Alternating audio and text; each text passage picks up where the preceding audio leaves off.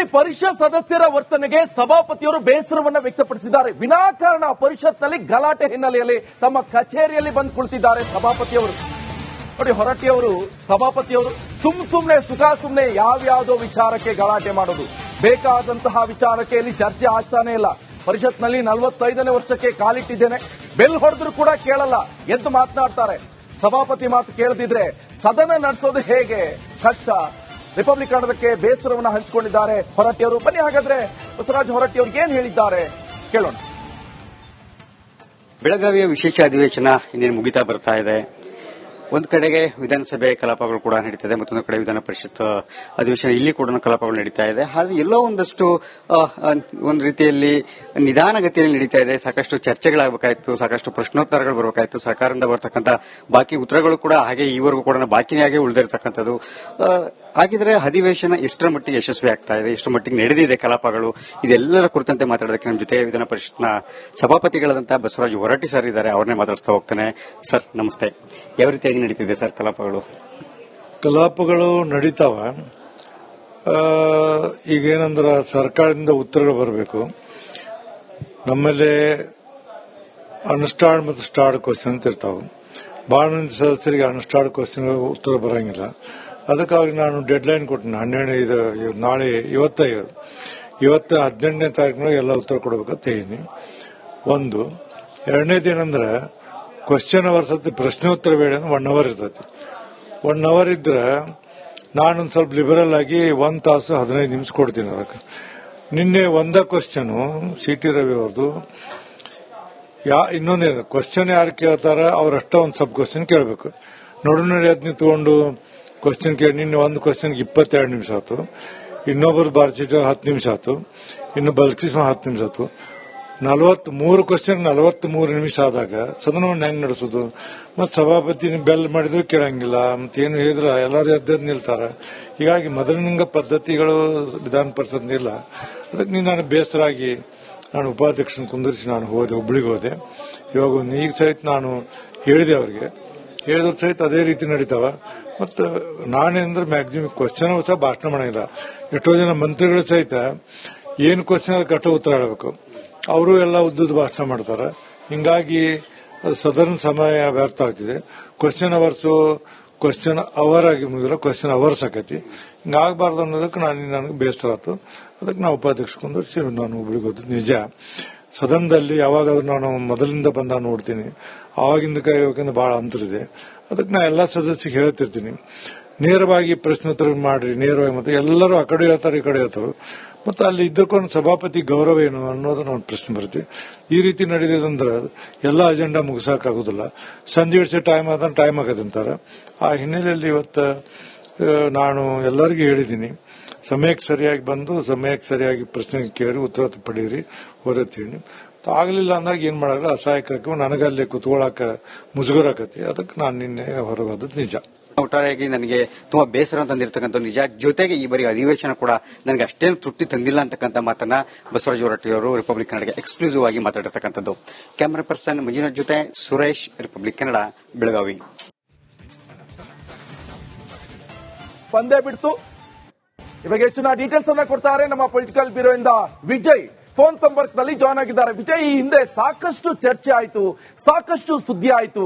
ಈ ವರ್ಗಾವಣೆ ಮಾಡೋದು, ದುಡ್ಡು ತಕೊಳ್ಳೋದು, ವರ್ಗಾವಣೆ ಮಾಡೋದು, ದುಡ್ಡು ತಕೊಳ್ಳೋದು, ತಮ್ಗೆ ಇಷ್ಟ ಬಂದವ್ರನ್ನ ಬೇರೆ ಬೇರೆ ಕಡೆ ಹಾಕೋದು, ಮತ್ತೆ ಇದಾಗೋದು. ಸೊ ಈಗ ಸಿಎಂ ಸಿದ್ದರಾಮಯ್ಯನವರು ಒಂದು ಸುತ್ತೋಲೆಯನ್ನ ಹೊರಡಿಸಿಬಿಟ್ರು. ಸಿಎಂ ಅವರ ಗಮನಕ್ಕೆ ತಾರದೆ ಯಾವುದನ್ನು ಕೂಡ ವರ್ಗಾವಣೆ ಯಾರನ್ನು ಕೂಡ ಮಾಡುವಂಗಿಲ್ಲ ಅಂತ.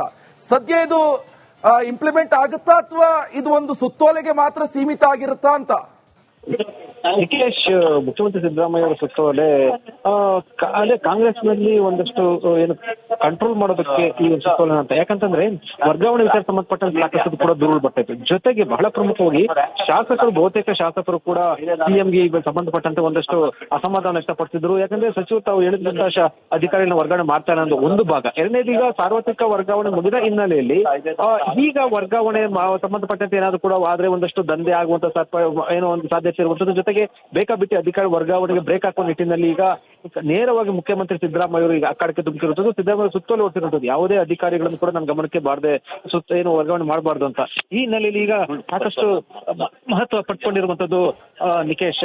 ಮತ್ತೆ ಅಧಿಕಾರಿಗಳ ವರ್ಗಾವಣೆ ಸಂಬಂಧಪಟ್ಟ ಸಾಕಷ್ಟು ಅಸಮಾಧಾನ ಮತ್ತು ಒಂದಷ್ಟು ದೂರು ಬಂದ ಹಿನ್ನೆಲೆಯಲ್ಲಿ ಅದಕ್ಕೆ ಬ್ರೇಕ್ ಹಾಕುವ ನಿಟ್ಟಿನಲ್ಲಿ ಮುಖ್ಯಮಂತ್ರಿ ಸಿದ್ದರಾಮಯ್ಯ ಅವರು ಈ ನಿರ್ಧಾರವನ್ನು ಕೈಗೊಂಡಿರುವಂತದ್ದು Nikesh. Okay, thank you Vijay ನಿಮ್ಮೆಲ್ಲ ಮಾಹಿತಿಗೆ.